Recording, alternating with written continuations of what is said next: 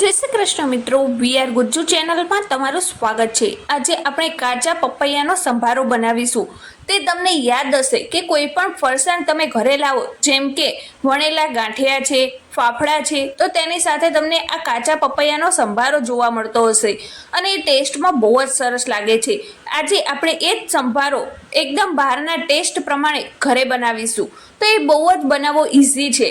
બસ 5 જ મિનિટમાં આ તમારો સંભારો બનીને તૈયાર થઈ જશે અને આપણા હેલ્થ માટે પણ બહુ જ સરસ છે આ કાચા પપૈયાનો સંભારો।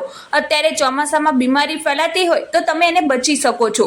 તો આપણે આ કાચા પપૈયાનો સંભારો બનાવવા માટે એક આ રીતના પપૈયું લઈ લીધેલું છે। જે કાચું પપૈયું હોય એ અત્યારે તમને બહાર માર્કેટમાં આસાનીથી મળી જશે। જો આ રીતના એ તમારે લઈ લેવાનું છે। જો આ વજનમાં 500 ગ્રામ જેટલું છે, પણ તમારે જેટલું જોઈતું હોય એટલું તમે લઈ શકો છો અને બાકીનું તમે ફ્રીજમાં પણ મૂકી શકો છો।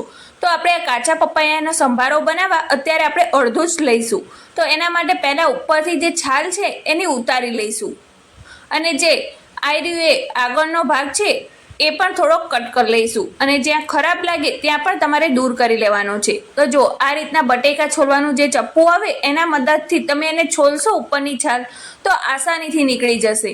તમારે જેટલું જોઈતું હોય એટલું તમારે છોલી લેવાનું છે અને બાકીનું જે પપૈયું રહે એને તમારે ફ્રીજમાં મૂકી દેવાનું છે, એટલે તમારે જ્યારે જરૂર પડે ત્યારે તમે એને યુઝ કરી શકો।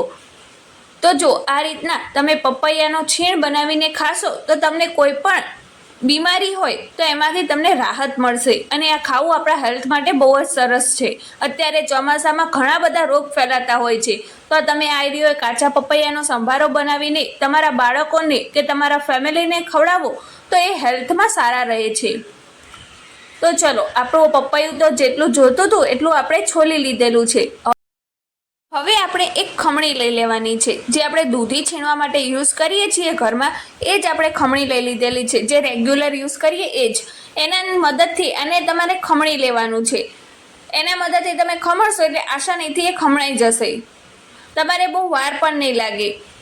તો આ રીતના સ્ક્રીન ઉપર દેખાય એ રીતના તમારે એને ખમણવાનું છે, એટલે એની લાંબી લાંબી સરસ મજાની સ્લાઇસ પડી જશે। તમે જેવી રીતે બહાર ખાતા હશો કાચા પપૈયાનો સંભારો એ ટેસ્ટ તમને ઘરમાં મળશે। તો જો આ રીતના તમારે એને ખમણી લેવાની છે। આખું જેટલું આપણું પપૈયું છોલીને રાખ્યું એને આપણે આ રીતના ખમણી લીધેલું છે। હવે આપણે એક બાઉલમાં લઈ લઈશું, જેમાં તમારે સર્વ કરવાનું હોય એ બાઉલમાં।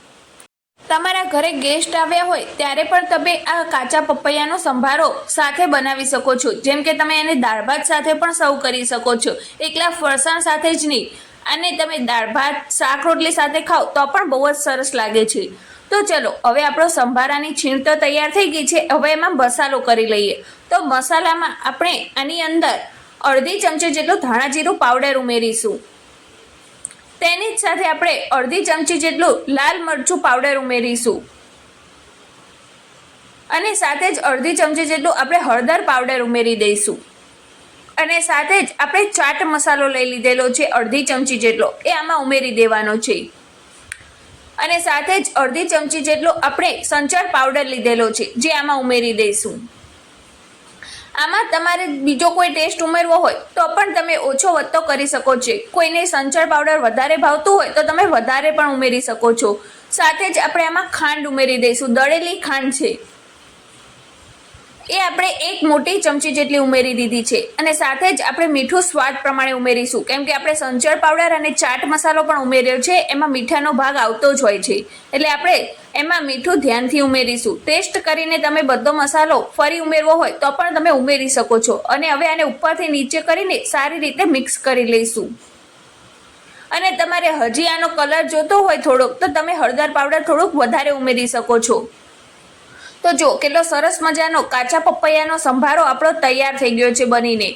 ગેસ ચાલુ કરવાની ઝંઝટ વગર જ આપણે એને બનાવીને તૈયાર કર્યો છે અને હવે આને બીજો ખાટો મીઠો ટેસ્ટ આપવા માટે લીંબુનો રસ ઉમેરી દીધો છે। બસ ત્યારે હવે આપણો કાચા પપૈયાનો સંભાર એકદમ બહાર માર્કેટ જેવો બનીને તૈયાર થઈ ગયો છે। તો તમને આ રેસીપી કેવી લાગી મને કમેન્ટ બોક્સમાં લખીને જરૂરથી બતાવજો, અને આગળ તમે કઈ રેસીપીનો વિડીયો જોવા માંગો છો એ પણ કમેન્ટ બોક્સમાં લખીને જરૂરથી બતાવજો. હું એ તમારા વચ્ચે જરૂરથી શેર કરીશ. અને વીઆર ગુજ્જુ ચેનલ ઉપર તમે નવા આવ્યા હોય અને એને સબસ્ક્રાઇબ ના કરી હોય તો એને સબસ્ક્રાઇબ કરવાનું બિલકુલ ના ભૂલતા. તો ચલો હવે મળીએ નવા જ વિડીયો સાથે. ત્યાં સુધી બાય બાય.